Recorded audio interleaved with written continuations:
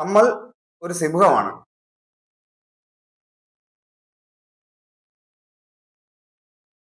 ആ ഒരു ഭാഗം എന്തുകൊണ്ട് പ്രധാനമായിട്ടും വന്നു എന്ന് ചോദിച്ചു കഴിഞ്ഞാൽ,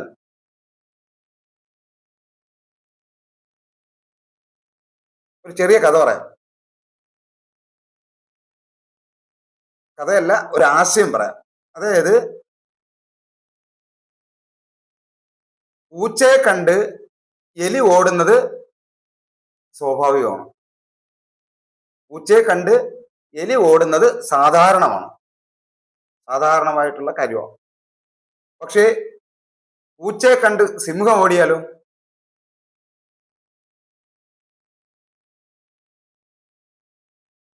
പൂച്ചയെ കണ്ട് സിംഹം ഓടിയാലോ? അവസ്ഥ അത് ആ ഒരു എന്തിനാണ് അവിടെ അതങ്ങനെ പറയുന്നതെന്നൊന്ന് മൈൻഡിൽ വെച്ചേക്കുക. പൂച്ചയെ കണ്ട് എലി ഓടുന്നത് സാധാരണമാണ്, പക്ഷെ പൂച്ചയെ കണ്ട് സിംഹം ഓടിയാൽ, കാരണം സിംഹം എന്ന് പറയുന്നത് നമ്മളാണ്, പൂച്ച എന്ന് പറയുന്നത് നമ്മളുടെ പ്രോബ്ലംസുകളാണ്, അല്ലെങ്കിൽ സിറ്റുവേഷൻസുകളാണ്, അവസ്ഥയാണ്. നമ്മൾ നേരിടുന്ന അവസ്ഥകളാണ്. നമ്മൾ നേരിടുന്ന ഒരവസ്ഥയ്ക്ക് രണ്ട് കാര്യങ്ങളുണ്ട്.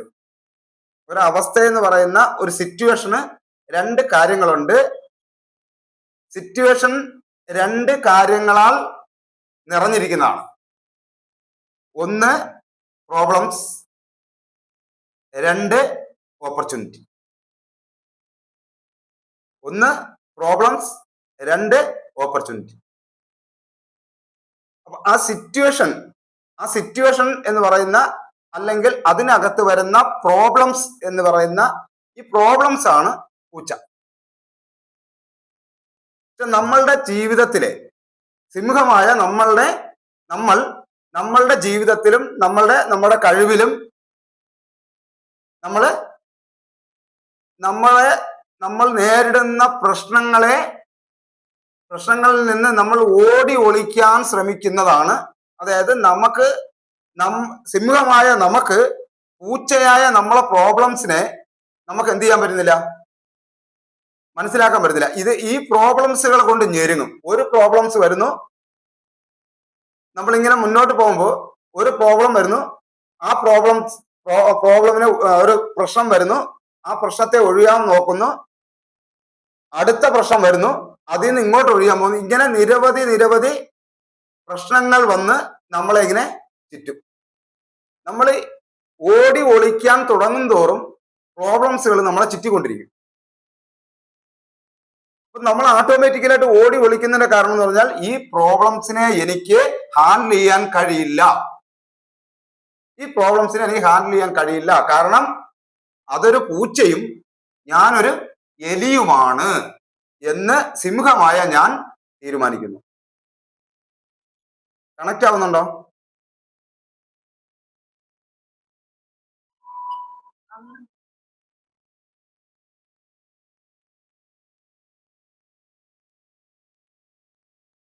ഓക്കെ. അപ്പൊ നമ്മൾ എലിയാണെന്ന് പറഞ്ഞ് ഓടി ഒളിച്ചുകൊണ്ടിരിക്കുകയാണ് നമ്മുടെ ലൈഫിൽ. നമ്മളെ പ്രശ്നങ്ങൾ, അല്ലെങ്കിൽ നമുക്ക് പ്രശ്നങ്ങൾ, ഏറ്റവും വലിയ പ്രശ്നം എന്താണ്? നമുക്ക് ഓട്ടോമാറ്റിക് ആയിട്ടുള്ള നമ്മളെ വിഷയം എന്ന് പറഞ്ഞാൽ, നമുക്ക് നമ്മളുടെ ജീവിതത്തിലെ ഒരു മനുഷ്യന്റെ, അല്ലെങ്കിൽ നമ്മളുടെ യഥാർത്ഥ കഴിവുകളെ ഉപയോഗിക്കാൻ പറ്റാത്ത, അല്ലെങ്കിൽ ഉപയോഗിക്കാൻ കഴിയാത്ത, നമുക്ക് പ്രത്യേകിച്ച് കഴിവുകൾ ഇല്ല എന്ന തോന്നലിന്റെ അകത്താണ് നമ്മൾ ജീവിക്കുന്നത്. അതാണ് ഏറ്റവും വലിയ നമ്മളെ പ്രോബ്ലം. നമ്മളുടെ യഥാർത്ഥ കഴിവ് നമ്മൾ കണ്ടെത്താൻ ശ്രമിക്കാതിരിക്കുന്നതാണ്. ആരെങ്കിലും നമ്മളെ മുന്നിൽ ചെയ്യുന്നുണ്ട്, നമ്മൾ മോട്ടിവേഷനുള്ള, ഇപ്പൊ ഞാനിപ്പോ ക്ലാസ് എടുക്കുന്നു, സംസാരിക്കുന്നു, നമ്മൾ നിരവധി വീഡിയോസുകൾ കാണുന്നു, അല്ലെങ്കിൽ ഓരോരുത്തരും ഓരോ പ്ലാനുകൾ പറയുന്നു, ഇതെല്ലാം കേൾക്കുന്നു, ഇങ്ങനെ നിരവധി കാര്യങ്ങൾ കേട്ടുകൊണ്ടിരിക്കുന്നു. പലരും പ്രവർത്തിക്കാൻ വേണ്ടി ശ്രമിക്കുന്നു, അത് താഴെ വീഴുന്നു. എന്താണ് അതിന്റെ പിന്നിൽ നടക്കുന്നത്? അതായത്, നമ്മളുടെ ചിറക് ആണ് നമുക്ക് വയ്ക്കാം. അതായത് നമുക്ക് ചിറകുണ്ട്, എവിടേക്ക് പറന്നുയരണം, അല്ലെങ്കിൽ എങ്ങനെ നമ്മൾ ചില ആൾക്കാർ പറയും എന്താണ്, ഇത് ഈ പോകുന്നതല്ല ശരി, ഇതല്ല നിന്റെ ശരി, ഇത് നീ ചെയ്യാൻ പറ്റുന്ന ഒന്നും നടക്കുന്ന കേസല്ല, നീ ഇങ്ങനെ ചെയ്തു നോക്ക്. അതായത് ചിലപ്പോ വലിയ ചിറക് വെച്ചു തരും അവര്. ഈ വലിയ ചിറക് എടുത്ത് പൊക്കാൻ പോലും നമുക്ക് പറ്റത്തില്ല. ചിലര് നമുക്ക് എന്ത് ചെയ്യും, ചെറിയ ചിറക് വെച്ചിരും. നമ്മളുടെ ലക്ഷ്യം വലുതാണ്, പക്ഷെ അത്രയൊന്നും നീ ചിന്തിക്കണ്ട, നീ കുറച്ച് ചിന്തിച്ചാൽ മതി എന്ന് പറയും. ചെറിയ ചിറക് വയ്ക്കും. നമ്മുടെ ലക്ഷ്യത്തിലേക്ക് പറക്കാൻ ഈ ചിറക് നമ്മളെ കൊണ്ട് പോകാനുള്ള പവർ ഈ ചിറകിനുമില്ല.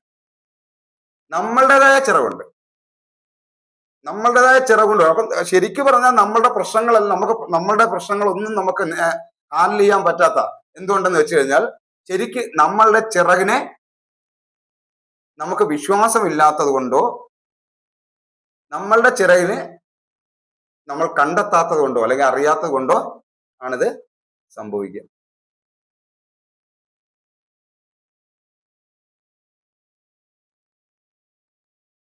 അപ്പോ ഇവിടെ പൂച്ചയാകുന്ന നമ്മുടെ പ്രശ്നങ്ങൾ സിംഹമാകുന്ന നമ്മളെ എലിയാക്കി മാറ്റിയിട്ട് പിന്നിൽ നമ്മൾ എലി എന്നും പറഞ്ഞിട്ട് ഈ പൂച്ച നമ്മളെ പിറകെ വരുന്നു, നമ്മൾ ഓടിക്കൊണ്ടിരിക്കുന്നു. നമ്മളെ പ്രശ്നങ്ങൾ നമ്മളെ പിറകെ വരുന്നു, നമ്മൾ ഓടിക്കൊണ്ടിരിക്കുന്നു. ജസ്റ്റ് അവിടെ നിൽക്കുക. നമ്മളെ ഓടിച്ചുകൊണ്ടിരിക്കുന്ന പൂച്ചകളെ വിളിച്ചിരുത്തി അവരോട് എന്ത് ചെയ്യുക, വട്ടമേശ സമ്മേളനം നടത്തുക. ആ പൂച്ചയുടെ നേരെ നിന്നുകൊണ്ട് നമ്മൾ എന്ത് ചെയ്യുക, വട്ടമേശ സമ്മേളനം നടത്തണം. അവരെ വിളിച്ചിരുത്തിട്ട് അഭിമുഖം നമ്മൾ സംസാരിക്കണം. എന്താണ് എന്നെ ഓട്ടിക്കുന്നത്, ഞാൻ ആരാണെന്നാണ് വിചാരിക്കുന്നത്? പൂച്ചയോട് ചോദിക്കണം, പൂച്ചകളോട് ചോദിക്കണം, പൂച്ചയോടല്ല പൂച്ചകളോട് ചോദിക്കണം, ഞാൻ ആരാണെന്നാണ് വിചാരിക്കുന്നത്. നമുക്ക് സംസാരിക്കാം, നമുക്ക് സംസാരിച്ച് ക്ലിയർ ചെയ്യാം. എന്താണ് അവിടെ നമ്മൾ പരസ്പരം സംസാരിച്ച് തുടങ്ങുമ്പോഴാണ് എത്ര ചെറുതായിരുന്നു, എത്ര നിസാരമായിരുന്നു ഈ പൂച്ചകൾ എന്ന് സിംഹമാകുന്ന നമുക്ക് മനസ്സിലാവും. എപ്പോഴും നമ്മൾ ഓടി കളിക്കാൻ തുടങ്ങുന്നു, അവിടെ എന്തായി, നമ്മൾ എലികളാവും. കണക്ട് ആവുന്നുണ്ടോ?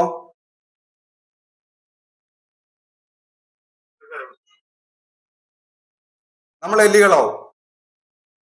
മനസ്സിലല്ലേ? സൂര്യൻ എന്തിന് ചൂട്ടുകറ്റയെ ആശ്രയിക്കണം? സൂര്യൻ എന്തിന് വെളിച്ചത്തിന് വേണ്ടി ചൂട്ടുകറ്റയെ ആശ്രയിക്കണം?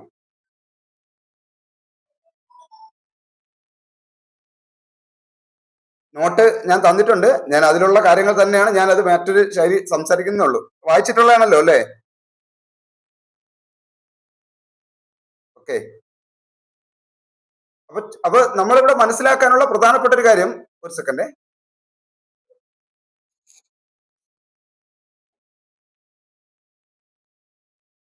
നമ്മൾ അവരുമായി ചർച്ച ചെയ്യുക എന്നുള്ളതാണ്.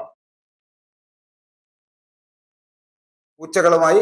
അതായത് ഇവിടെയാണ് നമ്മൾ മനസ്സിലാക്കേണ്ടത്, നമ്മൾ എവിടെ നമ്മളുടെ പ്രോബ്ലംസ് എന്ന് പറയുന്നത് സത്യത്തിൽ അതൊരു പ്രോബ്ലംസ് അല്ല. നമ്മൾ കാണുന്ന പലതും പ്രോബ്ലംസ് അല്ല, അതെല്ലാം സിറ്റുവേഷനാണ്.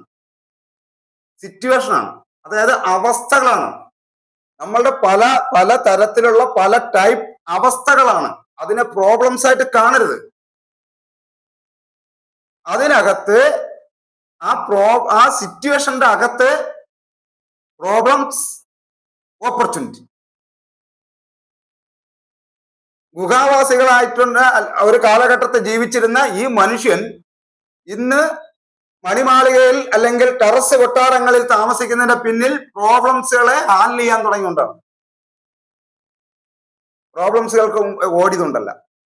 ഓരോ പ്രോബ്ലംസ്, അതായത് ഓരോ സിറ്റുവേഷനും, ഓരോ അവസ്ഥകൾ വരുമ്പോൾ അതിന്റെ പ്രോബ്ലംസിനെ തിരിച്ചറിഞ്ഞ് അവൻ അതിനെ ക്ലിയർ ചെയ്യാൻ തുടങ്ങിയപ്പോഴാണ് അവന്റെ ഓപ്പർച്യൂണിറ്റി ഡെവലപ്പ് ആവുക.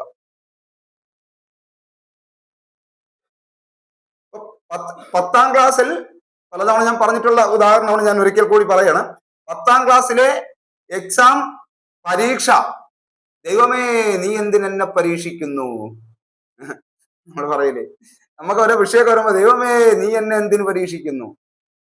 പരീക്ഷിക്കുന്ന എന്നെ പരീക്ഷിക്കല്ലേ എന്നൊക്കെ നമ്മൾ പ്രാർത്ഥിക്കും. എന്നിട്ട് നമ്മളെ മക്കൾക്ക് 3 വയസ്സാകുമ്പോഴത്തേക്ക് സ്കൂളിൽ കൊണ്ടുചേർന്ന് പരീക്ഷ എന്തേക്കും, അവർക്ക് പരീക്ഷ പരീക്ഷ പരീക്ഷ പരീക്ഷ. മനസ്സിലായില്ലേ? നമ്മളെന്തിനാ പറഞ്ഞത്? ദൈവമേ, ഒരു തരത്തിലും നീ എന്നെ പരീക്ഷിക്കല്ലേ. ഓരോ പരീക്ഷകളുമാണ് അവർക്ക് അടുത്ത ക്ലാസ്സുകൾ, അടുത്ത ഓപ്പർച്യൂണിറ്റികൾ അവർക്ക് ഉണ്ടാവുന്നത്. 10ാം ക്ലാസ്സിലെ എക്സാം അല്ലെങ്കിൽ 10ാം ക്ലാസ്സിലെ പരീക്ഷ, പരീക്ഷ കഴിയുമ്പോൾ ആ പരീക്ഷ അവരുടെ ഏറ്റവും വലിയ പ്രോബ്ലംസ് ആണെന്ന് അവർ വിചാരിച്ചെങ്കിൽ, അതിൽ അത് ആ പ്രോബ്ലംസ് ഒരു പൂച്ചയാണെന്ന് വിചാരിച്ചിട്ട് എലിയായിട്ട് നമ്മൾ ഓടി ഒളിച്ചെങ്കിൽ 10ാം ക്ലാസ്സിന്റെ മേലിലേക്ക് +1 എന്ന് പറയുന്ന, അല്ലെങ്കിൽ അതിന്റെ മേലിലേക്ക് പോകാൻ പറ്റില്ല. അത് ഇരുന്ന് ഉറക്കം ഒഴിഞ്ഞിരുന്ന് എങ്ങനെ ഈ പൂച്ചയോട് അഭിമുഖീകരിച്ച് സംസാരിക്കാമെന്ന് മനസ്സിലല്ലേ. 2 മണിക്കൂർ ആ പരീക്ഷയോട്, ആ പൂച്ചയോട് മല്ലിട്ട് യുദ്ധം ചെയ്ത്, മനസ്സിലല്ലേ. അതായത് 1 വർഷം മൊത്തം പഠിച്ച ഒരു ടെസ്റ്റിൽ നിന്ന് 2 മണിക്കൂറിനകത്ത് എവിടെ നിന്നാണെന്ന് പറയാൻ റാണ്ടമായിട്ട് അവർക്ക് ഒരിക്കലും പ്രതീക്ഷിക്കാതെ കിട്ടുന്ന ഇതിനെ നേരിട്ട് അതിനോട് അഭിമുഖീകരിച്ച് ആ പൂച്ചകളുടെ നേരെ ഇരുന്ന് സിംഹം സംസാരിച്ച് കഴിയുമ്പോഴാണ് നെക്സ്റ്റ് ഓപ്പർച്യൂണിറ്റി. അത് പ്രോബ്ലംസ് വിചാരിക്കുമെങ്കിൽ എക്സാമും എഴുതൂല, അല്ലെങ്കിൽ പരീക്ഷയ്ക്ക് എന്ത് ചെയ്യും, ആ ക്വസ്റ്റ്യൻ പേപ്പറും എല്ലാം എടുത്ത് കളഞ്ഞിട്ട് ഓടും. അവർക്ക് എന്തില്ല, അടുത്ത സ്റ്റെപ്പ് ഇല്ല. അപ്പൊ ഇവിടെ നമുക്ക് തുടങ്ങാനുള്ള സമയമായി, നമുക്ക് മുന്നോട്ട് പോകാനുള്ള സമയമായി. നമ്മളുടെ എന്താണ് സിറ്റുവേഷനോട്, നമ്മളുടെ അവസ്ഥയോട്, അല്ലെങ്കിൽ നമ്മുടെ പ്രോബ്ലംസിനോട് നേരിടാനുള്ള സമയമായി. പക്ഷെ ഇപ്പോഴും അതാണ് നമ്മൾ മനസ്സിനെ കുറിച്ച് പഠിക്കേണ്ട ആവശ്യം വരുന്നത്. നമുക്ക് നമ്മുടെ കഴിഞ്ഞ കാല അനുഭവങ്ങളെ കുറിച്ച് ആലോചിച്ചിട്ടാണ് നമുക്ക് ഒരിക്കലും മുന്നോട്ട് കയറി പോകാൻ പറ്റില്ല, അല്ലെങ്കിൽ മുന്നോട്ട് പോകുന്നതിൽ തടസ്സങ്ങൾ ഉണ്ടെന്ന് ചിന്തിക്കപ്പെടുന്നത്, മുന്നോട്ട് പോകാൻ തടസ്സങ്ങളുണ്ടെന്ന് വിചാരിക്കുന്നത്. ഇന്നലകളെ കുറിച്ച് ഓർത്ത് ഇന്ന് ചിന്തിച്ചിരുന്നാൽ നാളെ ഇന്നിനെ ഓർത്ത് കരയേണ്ടി വരും. ഇന്നലകളെ കുറിച്ച് ചിന്തിച്ച്, അല്ലെങ്കിൽ ഇന്നലകളുടെ നഷ്ടത്തെ കുറിച്ച് ചിന്തിച്ച് ഇന്ന് ദുഃഖിച്ചു ഇന്നത്തെ ജോലി ചെയ്യാതെ ഇന്ന് അതും ആലോചിച്ച് വിഷമിച്ചിരിക്കുകയാണെങ്കിൽ നാളെ ഇന്നത്തെ ദിവസത്തെ കുറിച്ച് ആലോചിച്ച് കരയേണ്ടി വരും. എന്തുപയോഗം? ഇന്നലത്തത് പോയി, ഇന്ന് പിടി. നാളെ കരയാതിരിക്കണമെങ്കിൽ ഇപ്പോ നമുക്ക് ഇവിടെ തുടങ്ങണം, ഈ നിമിഷം തുടങ്ങണം. അതായത് പുതിയ ഒരു യാത്രയ്ക്കുള്ള തുടക്കമാണ്. ഇന്നലകളുടെ അവസാനമായിരുന്നു ഇന്ന്. ഇന്നലെ വരെ നമ്മൾ അനുഭവിച്ചിട്ടുള്ള പരാജയങ്ങൾ അല്ലെങ്കിൽ നമുക്ക് നേടിയെടുക്കാൻ പറ്റാത്ത നമ്മുടെ കഴിവില് നമ്മളെ കൊണ്ട് പറ്റില്ല, നമ്മുടെ കഴിവിന്റെ പരമാവധി നമ്മൾ പ്രവർത്തിച്ചു, ഓക്കെ, നടന്നില്ല, നമ്മൾ ശ്രമിക്കാതിരുന്നില്ല, ഏതൊക്കെയോ സിറ്റുവേഷൻ, അല്ലെങ്കിൽ പൂച്ചയുടെ അടുത്ത് എന്താണ്, പൂച്ചയെ കണ്ടിട്ട് എലിയായ നമ്മൾ സിംഹമാണെന്ന് ഓടിപ്പോയി. ഇന്നതല്ല, കഴിവിന്റെ പരമാവധി വരെ നമ്മൾ ഇന്നലെ ചെയ്തു തീർത്തു എന്ന് വിചാരിക്കുമ്പോഴും ഇന്ന് വിജയിച്ചിട്ടുള്ള എല്ലാവരും പറയുന്ന ഏറ്റവും പ്രധാനപ്പെട്ട ഒരു വാക്കുണ്ട്, ഒന്ന് ഓർത്തു വെച്ചോ, നമ്മുടെ നോട്ടിലുണ്ട്, ക്ലാസ് മെയിൻ നോട്ടിലുണ്ട്. എന്താണ്? കഴിവിന്റെ പരമാവധിയുടെ അവസാനമാണ് മാനസിക വികാസത്തിന്റെ തുടക്കം. കഴിവിന്റെ പരമാവധിയുടെ അവസാനമാണ് മാനസിക വികാസത്തിന്റെ തുടക്കം. ഇന്നലെ വരെ കഴിവിന്റെ പരമാവധി ചെയ്തു, ഇനി കഴിവിന്റെ പരമാവധി ചെയ്തിട്ടും ഇനി അടുത്തത് കഴിവിന്റെ പരമാവധിയുടെ അവസാനമാണ് മാനസിക വികാസത്തിന്റെ തുടക്കം. ഇനി ചെയ്യുന്നതാണ് നിങ്ങളുടെ കഴിവ്, ഇനി ചെയ്യുന്നതാണ് ബൂസ്റ്റിംഗ്. അതിനൊരു ഉദാഹരണം പറഞ്ഞാൽ എന്താണ്? ഇന്നലെ വരെ എനിക്ക് ഒരു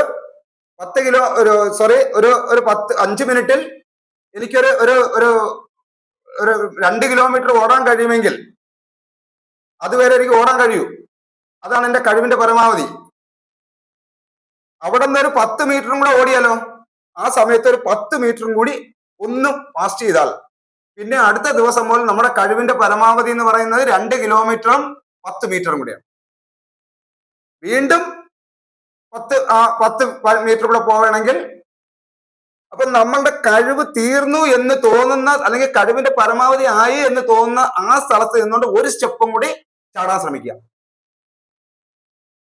അതാണ് അടുത്ത നമ്മളുടെ മാനസിക വികാസത്തിന്റെ തുടക്കം. അവിടെ നമ്മൾ റെക്കോർഡാണ്, അവിടെ നമ്മൾ വിപ്ലവം സൃഷ്ടിക്കുകയാണ്. കണക്ട് ആവുന്നുണ്ടോ?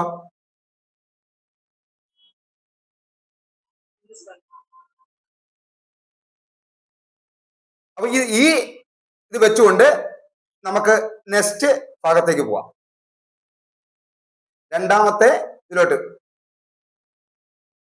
ആരാണ് നമ്മുടെ ശത്രു? ആരാണ് നമ്മുടെ ശത്രു? ഫസ്റ്റ് കഴിഞ്ഞു, സിംഹമായി നമ്മൾ. പക്ഷെ എന്നിട്ട് ജസ്റ്റ് ഒന്ന് നമുക്കൊന്ന് വിലയിരുത്താം, നമ്മളെ ശത്രു എന്ന് പറയുന്നത് ആരാണ് നമ്മുടെ ശത്രു? പല രീതിയിലുള്ള ശത്രുക്കളുണ്ട്. ഇതാണ് ഭാര്യയും അതായത് ഭാര്യയെ അംഗീകരിക്കാതെ അല്ലെങ്കിൽ സ്വന്തം കാര്യത്തിന് മാത്രം ഇത് സ്വാധീനം അല്ലെങ്കിൽ ഇത് ജീവിക്കുന്ന പ്രവർത്തിപ്പിക്കുന്ന ഭർത്താവിനോട് ഭാര്യ ശത്രുവാണ്. കൃത്യമായ ബഹുമാനവും സ്നേഹവും കൊടുക്കാതിരിക്കുമ്പോ ഭർത്താവിനോട് ഭാര്യയോട് ഭർത്താവ് ശത്രുവാണ്. എല്ലാത്തിനും അടിച്ചൊതുക്കി നിർത്തിയിരിക്കുന്ന മക്കൾക്ക് രക്ഷകർത്താക്കൾ ശത്രുക്കളാണ്. വാർദ്ധക്യ സമയത്ത് അല്ലെങ്കിൽ മക്കൾ, അച്ഛനും അമ്മയ്ക്കും കൃത്യമായ പരിഗണന, ജോലിയുള്ള മക്കളോ അല്ലെങ്കിൽ വളർന്ന മക്കൾ കൃത്യമായ പരിഗണന കൊടുക്കുന്നില്ലെങ്കിൽ അച്ഛനും അമ്മയും മക്കളുടെ ശത്രുവാണ്. അങ്ങനെ മണത്തിന്റെ പേരിലും ഗുണത്തിന്റെ പേരിലും നിറത്തിന്റെ പേരിലും സ്വന്തം രാഷ്ട്രീയത്തിൽ പ്രവർത്തിക്കുന്ന ഓപ്പോസിറ്റ് പാർട്ടിയിൽ പ്രവർത്തിക്കുന്നവരുടെ ശത്രുവാണ്. സ്വന്തം സ്കൂളിൽ പഠിക്കുന്ന, സ്വന്തം സ്കൂളിനോടുള്ള സ്നേഹം മറ്റുള്ള സ്കൂളിനോട് ശത്രുതയാണ്. സ്വന്തം ജില്ലയോടുള്ള ഫേസ്ബുക്കിലൊക്കെ കണ്ടിട്ടില്ലേ, ജില്ലയെ കുറിച്ചൊക്കെ പറഞ്ഞ് ഭയങ്കര അടിയാ. എന്റെ ജില്ലയാണ് നല്ല ജില്ല, എന്റെ ജില്ലയാണ് നല്ല ജില്ല എന്നൊക്കെ പറഞ്ഞിട്ട് കണ്ടിട്ടില്ലേ? സ്വന്തം ജില്ലയിലോടുള്ള സ്നേഹം, അതായത് ആരെങ്കിലും ഒരാള് തിരുവനന്തപുരത്തുള്ള, ഇപ്പൊ ഞാൻ തിരുവനന്തപുരത്തുള്ളതാണ്, ഒരു ജില്ലക്കാരൻ തിരുവനന്തപുരത്തുള്ള ജില്ലക്കാരനോട് എന്തെങ്കിലും ജില്ലയെ കുറിച്ച് കളിയാക്കുമെങ്കിൽ എനിക്ക് എന്റെ ജില്ലാ സ്നേഹം ഉണ്ടാവും, ദേശീയ സ്നേഹം എന്ന് പറഞ്ഞ പോലെ ജില്ലാ സ്നേഹം ഉണ്ടാവും. ഞാൻ വെറുതെ ഇങ്ങനെ വായിച്ചു പോവേണ്ടിന്ന്, വായിച്ചു പോയപ്പോഴത്തേക്ക് ഒരുത്തൻ എന്ത് ചെയ്യണ്, എന്റെ ജില്ലയെ കുറ്റം പറഞ്ഞിരിക്കുന്നു. മനസ്സിലായില്ലേ? അപ്പൊ എന്റെ സ്വന്തം ജില്ലയോടുള്ള സ്നേഹം മറ്റു ജില്ലകൾ ശത്രുക്കളാണ്. എന്റെ സ്വന്തം സംസ്ഥാനത്തുള്ള സ്നേഹം മറ്റ് സംസ്ഥാനം ശത്രുക്കളാണ്.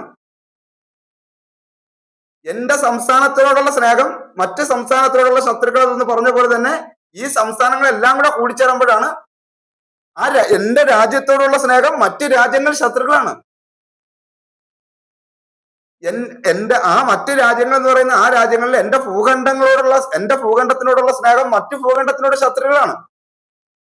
അങ്ങനെ ശത്രുക്കൾ നിരവധിയാണ്. മണത്തിലും ഗുണത്തിലും നിറത്തിലും കുടിയിലും എല്ലാത്തിലും നിരവധി ശത്രുക്കൾ ഉണ്ടെങ്കിലും മനഃശക്തി ക്രിയാത്മകപരമായി ഉപയോഗിക്കുന്ന ഒരു മനുഷ്യനെ സംബന്ധിച്ചിടത്തോളം ഇതൊന്നും അല്ല യഥാർത്ഥ ശത്രു.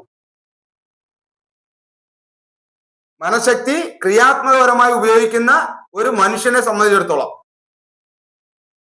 ഇതൊന്നുമല്ല യഥാർത്ഥ ശത്രു. യഥാർത്ഥ ശത്രു എന്ന് പറയുന്നത് നമ്മളെ അവഹേളിക്കുന്നവരാണ്. നമ്മുടെ യഥാർത്ഥ ശത്രു. നിനക്ക് കഴിവില്ലടാ, നിന്നെക്കൊണ്ട് കഴിയില്ലടാ, നിന്നെക്കൊണ്ട് കഴിയില്ല എന്ന് പറയുന്നവരാണ് മനഃശക്തി ക്രിയാത്മകപരമായി ഉപയോഗിക്കുന്നവന്റെ യഥാർത്ഥ ശത്രു എന്ന് പറയുന്നത്. നിന്നെക്കൊണ്ട് കഴിയില്ല, നിന്നെക്കൊണ്ട് പറ്റില്ല, നിനക്ക് അതിനെക്കുള്ള ആയില്ല എന്ന് പറയുന്നത്.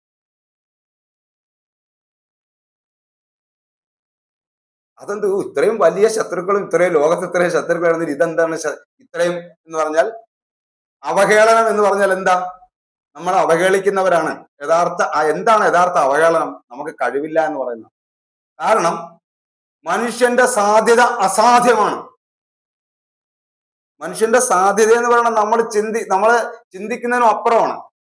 10,000 കോടി ന്യൂറോണുകളുള്ള ഒരു ജീവിയാണ് മനുഷ്യൻ. 10,000 കോടി ന്യൂറോൺ. നമ്മളുടെ തലച്ചോറിലെ ഒരു ന്യൂറോൺ, അതായത് നമ്മളുടെ തലച്ചോറിലെ ഈ 10,000 കോടി ന്യൂറോണുകളുടെ വ്യാപ്തി മനസ്സിലാക്കണമെങ്കിൽ പരസ്പരം ചേർത്ത് വെച്ചാൽ ഭൂമിയെ 2.5 തവണ ചിറ്റാം. നമ്മുടെ ഈ ഭൂമിയെ 2.5 തവണ ചിറ്റാം. ഈ പറയുന്ന നോട്ട് ചെയ്തോ.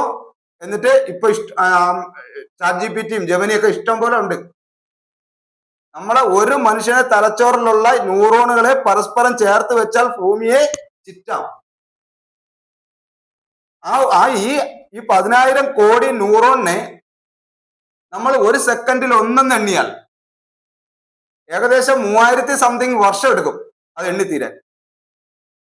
ഏകകോശ ജീവിയായ ഒരേ ഒരു കോശ ജീവിയാണ് അമീബ. അത് അതിന്റെ പ്രതിബന്ധങ്ങൾ മൊത്തം കടന്ന് അതിനെ എന്താണ് അതിന്റെ ഇരയെ പിടിക്കുന്നു, അത് തിന്നുന്നു. ഇരയെ പിടിക്കുന്നു മീൻസ് അത് അതിജീവിക്കുന്നു. ഏകകോശ ജീവിയായ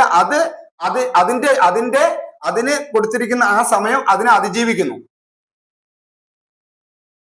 10,000 കോടി ന്യൂറോൺ 10,000 കോടി ന്യൂറോൺ ഒരു സെക്കൻഡിൽ നമുക്ക് 1, 2, 3 നമ്മൾ 100 വരെ, അല്ലെങ്കിൽ അത് കഴിഞ്ഞാൽ എന്താണ് 1936 എന്നൊക്കെ പറയുമ്പോ എത്ര സെക്കൻഡ് ആകും എന്നറിയാം ഒന്നെണ്ണി. അങ്ങനെ ഒരു സെക്കൻഡിൽ ഒന്നെന്ന് എണ്ണിയാൽ തന്നെ 3000 സംതിങ്. ആ കറക്റ്റ് നോട്ടില് ഞാൻ നോട്ട് ചെയ്തിട്ടുണ്ട്. ഞാൻ 3001 അറിയാമോ? ആർക്കാരും ഓർമ്മ ഉണ്ടോ? ഓക്കെ, 3000 സംതിങ് വർഷം എടുക്കും ഒരു മനുഷ്യന്റെ തലച്ചോറിലെ ന്യൂറോൺസിന്റെ എണ്ണം എടുക്കാൻ. അപ്പൊ ഇത് അപാര സാധ്യതയാണ് മനുഷ്യന്റെ കഴിവ് ചെറുതല്ല. നമ്മൾ എന്താണ്, അതായത് ഒരു 100 വാൾട്ടിന്റെ ബൾബ് ഇടാൻ പറ്റുന്ന ഒരു ഹോൾഡറിൽ 2 വാൾട്ടിന്റെ ബൾബാണ് നമ്മുടെ സാധാരണപ്പെട്ട മനുഷ്യൻ ഇട്ടിരിക്കുന്ന. 100 പവർ ഉപയോഗിക്കാൻ പറ്റുന്ന, അല്ലെങ്കിൽ 100 വാൾട്ട് ഒരു ഉദാഹരണമാണ്. 100 വാൾട്ട് വാൾട്ടിന്റെ ബൾബ് ഇടാൻ പറ്റുന്ന ഒരു ഹോൾഡറിൽ 2 വാൾട്ടിന്റെ ബൾബ് ഇട്ടിട്ടാണ് അങ്ങോട്ടും ഇങ്ങോട്ടും കഴിയില്ലടാ, നിനക്കും കഴിയില്ലടാ, അങ്ങോട്ടും കഴിയില്ലടാ, ഇങ്ങോട്ടും കഴിയില്ല എന്ന് പറഞ്ഞ് മനുഷ്യൻ എന്ത് ചെയ്യുന്ന പൊക്കൊണ്ടിരിക്കുന്ന. ഇന്ന് വരെ ശാസ്ത്രം പറയുന്നതെന്ന് പറയുന്നത്, ഇന്ന് വരെ ഇവിടെ ഏറ്റവും കൂടുതൽ മഹാന്മാരായിട്ടുള്ള സയന്റിസ്റ്റുകളായിട്ടുള്ള ഏറ്റവും വലിയ ആൾക്കാർ വരെ അവരുടെ ഈ ഹോൾഡറിൽ 10% ഉപയോഗിച്ചിട്ടുള്ളൂ. 10% ബൾബേ ഇട്ടിട്ടുള്ളൂ. നമ്മളത് മനസ്സിലാക്കണം, ഇത് സീരിയസ് ആയിട്ട് മനസ്സിലാക്കണം. അപ്പോഴേ പിടിയിട്ടുള്ളൂ. അവര് വരെ 10 ഇട്ടിട്ടുള്ളൂ. അപ്പൊ സാധ്യത എത്ര കിടക്കണമെന്ന് അറിയാമോ? നമ്മൾ 2 ഇട്ടിരിക്കുന്നത്. സാധാരണക്കാരൻ അല്ലെങ്കിൽ ഇതിലിരിക്കുന്നവര് 2% ഇട്ടുണ്ട്. ഇതാണ് നമ്മൾ ഇട്ടിരിക്കുന്നത്. എന്നിട്ട് നമ്മൾ പലരിടത്തും പറയുന്നുണ്ട്. അപ്പൊ നമുക്ക് കഴിവില്ലടാ എന്ന് പറഞ്ഞ അവരാണ് നമ്മുടെ യഥാർത്ഥ ശത്രു.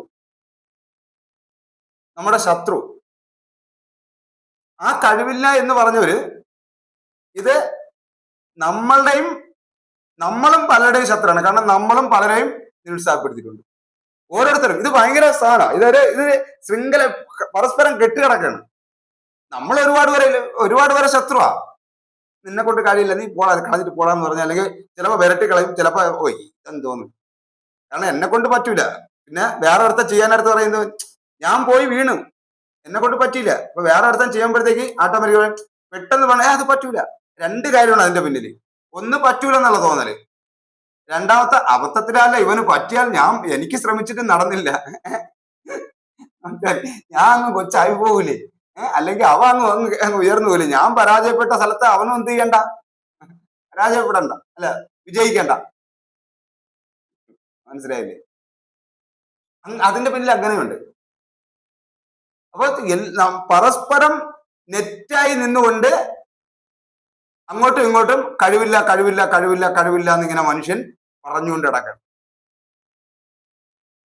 അനാവശ്യമായിട്ടുള്ള കാര്യങ്ങളൊന്നും പോയി ചിന്തിക്കല്ലേ.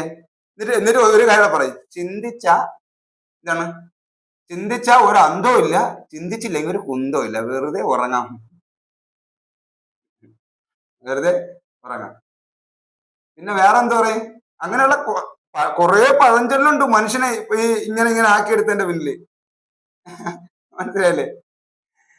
കാക്ക കുളിച്ചാ കൊക്കാവൂല, എത്ര ശ്രമിച്ചാലും നടക്കില്ല. കൊക്കിനൊതുങ്ങിയതേ കൊത്താവ്.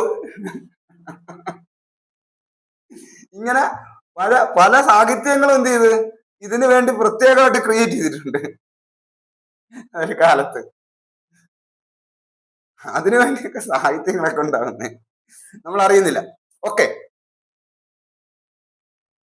അവസാനം എന്താണ്, സ്വന്തമായിട്ട് നമ്മൾ വിരൽ ചൂണ്ടാൻ തുടങ്ങി, നമ്മളെ തന്നെ വിരൽ ചൂണ്ടിട്ട് പറയാൻ തുടങ്ങി, നിനക്ക് കഴിയില്ലടാ. എല്ലാവരുടെ പറഞ്ഞ് നമ്മൾ തീർന്ന് ലാസ്റ്റ് നമ്മളെ നോക്കിയിട്ട് പറഞ്ഞ് നിനക്ക് കഴിയില്ലടാ, സ്വന്തമായിട്ട് ചൂണ്ടിയിട്ട് പറഞ്ഞു. ഇപ്പൊ നമ്മൾ അവിടെയാണ്. എന്താണ്, മനുഷ്യന്റെ യഥാർത്ഥ സാധ്യതയിൽ എത്താതിരിക്കുന്നതിന്റെ പിന്നിൽ, യഥാർത്ഥ കഴിവുകളിലേക്ക് എത്താതിരിക്കുന്നതിന്റെ പിന്നിൽ നമ്മളൊരു കാര്യം തുടങ്ങപ്പോ അല്ലെങ്കിൽ ഒരു പ്രവൃത്തി ചെയ്തപ്പോൾ നമ്മളെ ചുറ്റിലും നിന്ന് അത് നടക്കില്ല, അത് നിന്നെ കൊണ്ട് കഴിയില്ല എന്ന് പറഞ്ഞത് പോയി.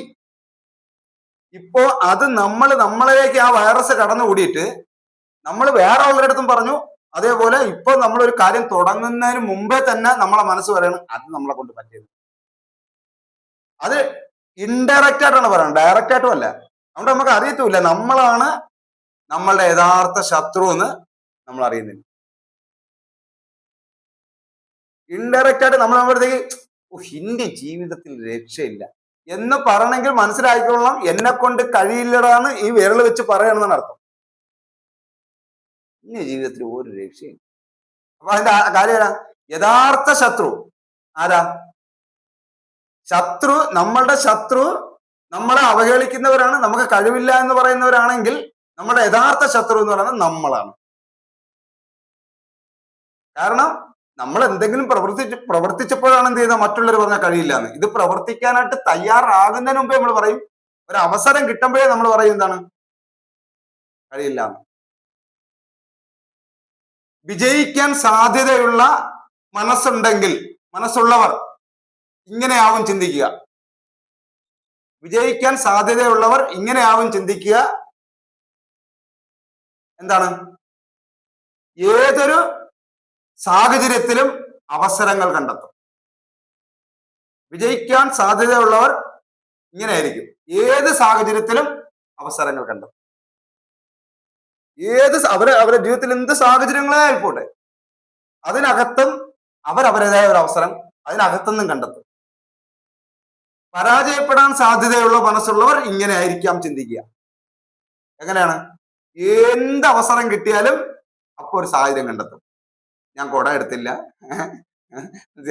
മഴക്കോളുണ്ട്, വലിയ വലിയ വലിയ അവസരങ്ങളൊക്കെ വന്നിരിക്കുമ്പോ അവിടെ ഒരു സാഹചര്യം പറയും, ഞാൻ ഇന്ന് രാവിലെ കാപ്പി കുടിച്ചില്ല. വളരെ സിമ്പിൾ ആയിട്ടുള്ള അല്ലെങ്കിൽ എനിക്ക് 18-ാം തീയതി നമ്മളുടെ വീട്ടിന്റെ അടുത്ത അപ്പുറത്തെ വീട്ടിലെ ആരെങ്കിലും ഒരാളുടെ കല്യാണമാണ്, അതുകൊണ്ട് എനിക്ക് എന്ത് ചെയ്യാൻ പറ്റില്ല, എനിക്ക് വരാൻ പറ്റില്ല. അവസരങ്ങളില് ശരിയല്ലേ,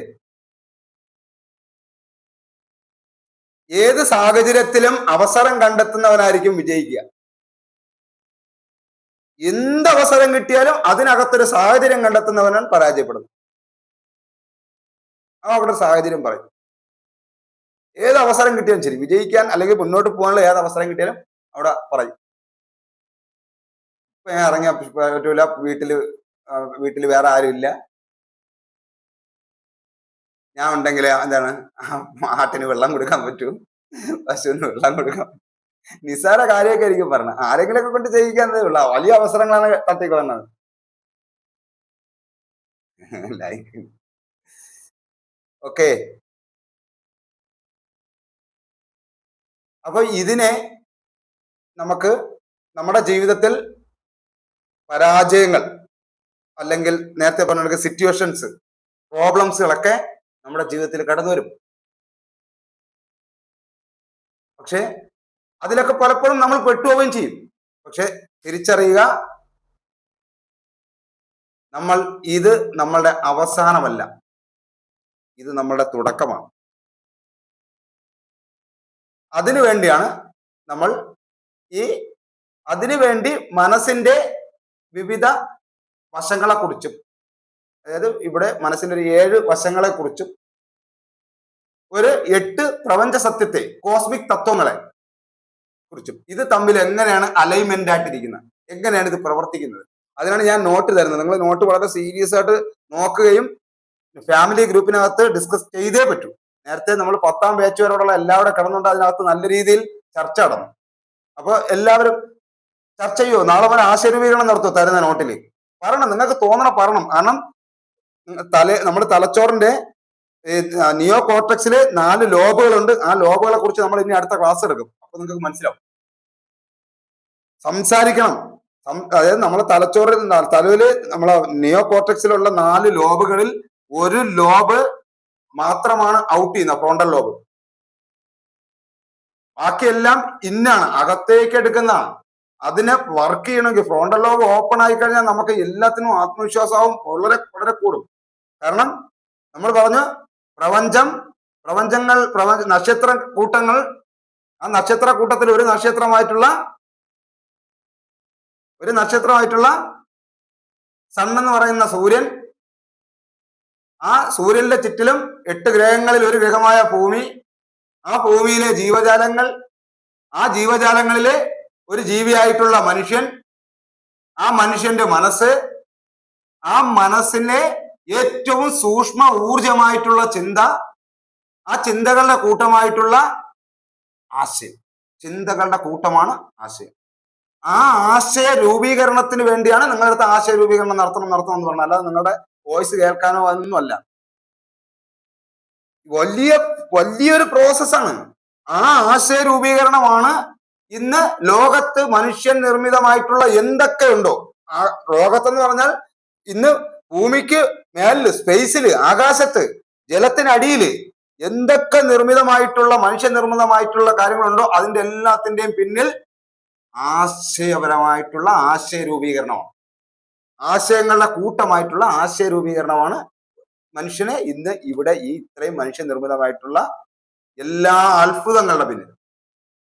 വേറെ ഒന്നുമില്ല. അതുകൊണ്ടാണ് നമുക്ക് കിട്ടിയിരിക്കുന്ന ഒരു വിഷയത്തെ പോലും നമ്മൾ ആശയപരമായി ചിന്തിച്ചു തുടങ്ങിയാൽ അത് വേറൊരു ലെവലിലേക്ക് എത്തും. അപ്പൊ അതുകൊണ്ട് തീർച്ചയായിട്ടും എന്ത് ചെയ്യുക, നമ്മുടെ ഗ്രൂപ്പിനകത്ത് എടുക്കണം. നമ്മൾ ഇനി ഒരു 10 മിനിറ്റ് കൊണ്ട് പ്രത്യേകിച്ച് സംശയങ്ങൾ ചോദിക്കാൻ പറ്റുന്ന ഒരു ഭാഗമല്ല, ഒരു സ്റ്റോറി പോലെ നമ്മുടെ ഒരു എനർജിക്കലായിട്ട് കുറച്ച് കാര്യങ്ങളെ ചിന്തിക്കാൻ വേണ്ടി മാത്രം പറഞ്ഞ കാര്യങ്ങളാണ്. അപ്പോൾ നമുക്ക് പ്രധാനപ്പെട്ട ഈ മനസ്സിന്റെ തലങ്ങളെ കുറിച്ച് എനിക്ക് 10 മണിക്ക് അടുത്ത പ്രാക്ടീസ് സെക്ഷനിൽ ഉണ്ട്. അപ്പോ ഒരു 5 ഓക്കെ, ഏകദേശം സമയമായി, 50 അപ്പോ അതായത് നിലവില് മനസ്സിനെ പ്രധാനമായിട്ടും നമുക്ക് പഠിക്കാൻ എളുപ്പത്തിന് വേണ്ടി നമുക്ക് ഏത് പുസ്തകങ്ങളിൽ വായിക്കാൻ നമുക്ക് മനസ്സിലാക്കാൻ പറ്റുന്ന കാര്യമാണ്.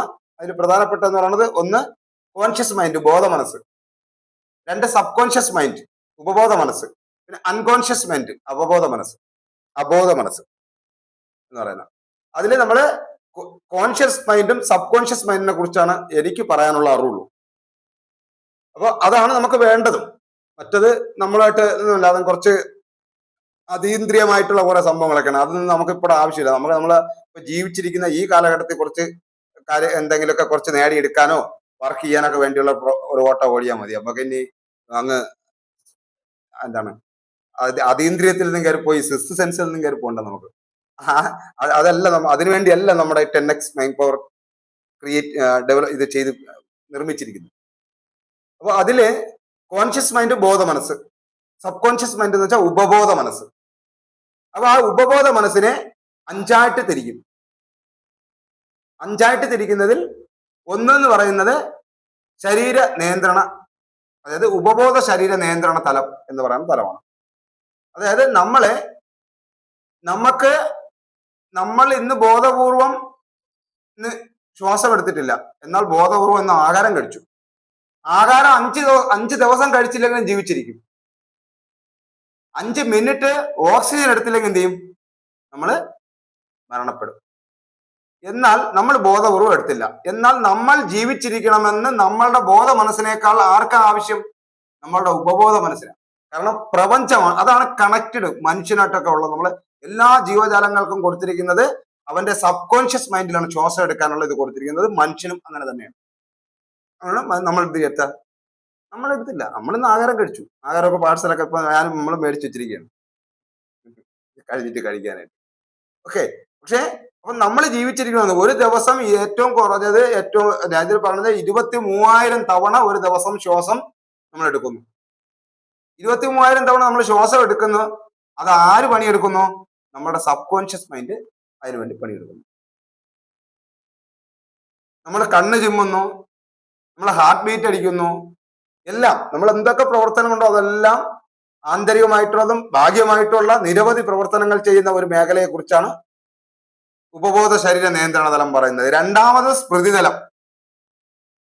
സ്മൃതിതലം എന്ന് പറയുന്നത് ഇന്നലെ വരെ നമ്മൾ അനുഭവിച്ച വേദനകളും സന്തോഷങ്ങളും അതായത് ചിത്രങ്ങളും ഇങ്ങനെ എല്ലാം നമ്മളെ സേവ് ചെയ്തു വെച്ചിരിക്കുന്ന, അല്ലെങ്കിൽ കഴിഞ്ഞ കാലത്തെ അനുഭവങ്ങളെല്ലാം ചേർത്ത് വെച്ചിരിക്കുന്ന ഒരു ഭാഗമാണ് നമ്മുടെ സ്മൃതിതലം.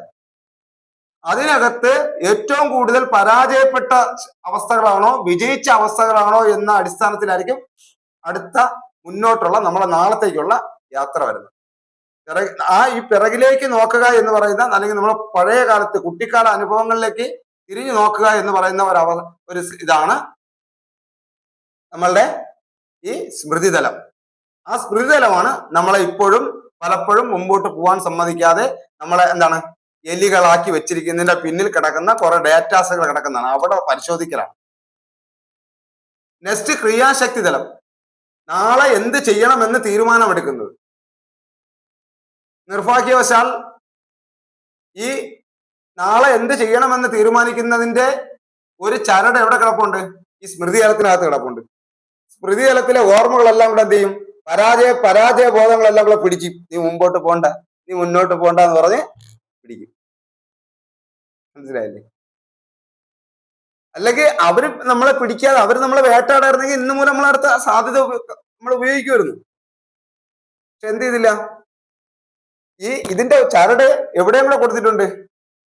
നമ്മളുടെ ഈ സ്മൃതിതലത്തിനകത്ത് കഴിഞ്ഞ കാല അനുഭവങ്ങൾക്കകത്തേക്ക് കൂടെ കൊടുത്തിട്ടുണ്ട്. നെക്സ്റ്റ് വരുന്നത് സൗഖ്യതലം. അതായത് സ്വയം എല്ലാ പ്രോബ്ലംസിനെയും സുഖപ്പെടുത്താൻ പറ്റുന്ന, നമ്മുടെ ശരീരത്തിന് പ്രതിരോധ ശക്തി ഉണ്ടാകുന്ന, നമ്മുടെ മനസ്സിനും എല്ലാം ഇതാകുന്ന രീതിയിലേക്ക് നമ്മളെ മാറ്റിയെടുക്കുന്ന ഒരു ഭാഗമാണ്. അത് കഴിഞ്ഞ് സഹജ ജ്ഞാനതലം. സഹജ ജ്ഞാനതലം എന്ന് പറയുന്നത് നമ്മൾ ഇത് പറയുന്ന ഇൻഡ്യൂഷനും നമ്മുടെ ബോധതലമാണ്. അടുത്ത വരുന്നത് പറയുന്നത് കോസ്മിക് തലം. പ്രപഞ്ചവുമായി കണക്ട് ചെയ്ത് നമ്മുടെ മനസ്സുമായി ബന്ധപ്പെട്ട തലം. ഇത്രയും തലങ്ങളെ കുറിച്ചാണ് മനസ്സിൽ പഠിക്കുന്നത്. അപ്പോൾ ഇന്ന് തിങ്കൾ, അടുത്ത ബുധനാഴ്ച നമ്മുടെ മനസ്സിന്റെ ഈ തലങ്ങളെ എങ്ങനെ നമുക്ക് വളരെ രസകരമായി അതിനെ കണക്ട് ചെയ്തുകൊണ്ട് നമ്മൾ ഈ തലങ്ങളിലേക്ക് നമുക്ക് എങ്ങനെ കണക്ട് ചെയ്യാന്ന് നമുക്ക് നോക്കാം. എന്തായാലും ഇപ്പോ ഈ നമ്മുടെ ക്ലാസ്സിൽ നിന്ന് കേട്ട കാര്യങ്ങളെ തീർച്ചയായും നമ്മളുടെ ഇതിനകത്ത് നിങ്ങൾക്ക് മനസ്സിലായത്, ഇഷ്ടപ്പെട്ടത്, അല്ലെങ്കിൽ അങ്ങനെ ഓരോരുത്തർക്കും വ്യത്യസ്ത ഭാഗങ്ങളായിരിക്കും മനസ്സിലായിട്ടുള്ള ആ ഭാഗങ്ങൾ തീർച്ചയായിട്ടും നമ്മുടെ ഇതിനകത്ത് നമ്മുടെ ഫാമിലി സെക്കൻഡ് ഗ്രൂപ്പിനകത്ത്, ഫസ്റ്റ് ഗ്രൂപ്പ് എന്നല്ല സെക്കൻഡ് ഗ്രൂപ്പിനകത്ത് ഇടണം. അത് ഇടുന്ന പറഞ്ഞാൽ ഇപ്പൊ പലരും പല ഭാഗങ്ങളിലും ഓരോരുത്തരും സ്ട്രൈക്ക് ചെയ്ത ആ സ്ഥലം, ആ ഭാഗം ഇട്ട് കഴിഞ്ഞാൽ നല്ലൊരു കൂടുതൽ കാര്യങ്ങൾ നിങ്ങൾക്ക് മനസ്സിലാവും. അപ്പോൾ ഓക്കെ ബൈ. അടുത്ത എനിക്ക് പ്രാക്ടീസിനുള്ള സമയമായി. Okay, thank you.